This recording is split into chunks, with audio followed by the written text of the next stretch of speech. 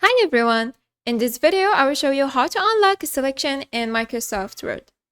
So first, open the Word document, and here, as you can see, when I try to edit the text, you can't make this change because the selection is locked. Message appear.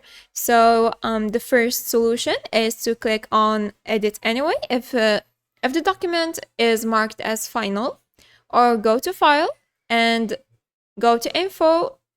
Then protect document and uncheck the mark as final section. Now you can edit your document. The second solution is to go to the Review tab and click on Restrict Editing.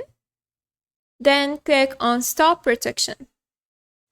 If your document is protected with a password, just enter the password and click Enter. And make sure to uncheck these all of these boxes. And now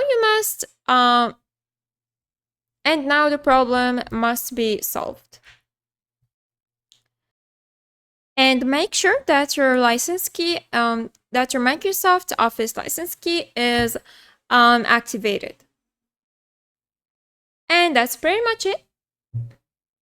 I hope this video was helpful. Thanks for watching. Goodbye.